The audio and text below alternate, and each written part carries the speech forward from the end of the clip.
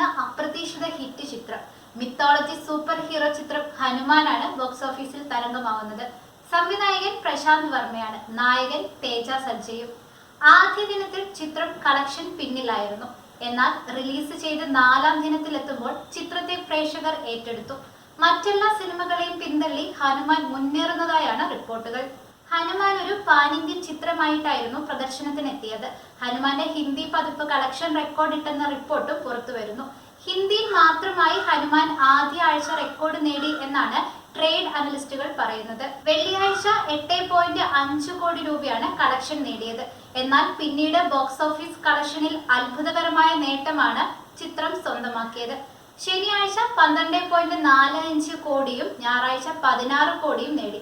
തിങ്കളാഴ്ച ബോക്സ് ഓഫീസിൽ 14.50 കോടി രൂപയാണ് കളക്ഷൻ നേടിയത്.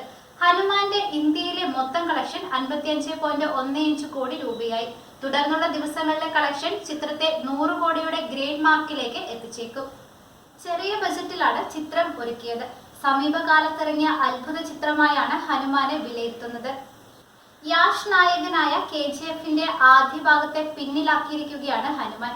KGF ഹിന്ദിയുടെ 3 ദിവസത്തെ കളക്ഷൻ ഹനുമാൻ മറികടന്നു.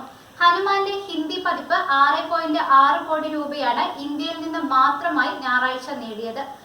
ചെറിയൊരു ബജറ്റിൽ ഒരുങ്ങിയിട്ടും 12.26 കോടി രൂപ ആകെ നേടിയെന്നുമാണ് ഹനുമാന്റെ ഹിന്ദി പതിപ്പിന്റെ ആദ്യ വാരാന്ത്യത്തിലെ ബോക്സ് ഓഫീസ് റിപ്പോർട്ടുകളിൽ നിന്ന് വ്യക്തമാവുന്നത്.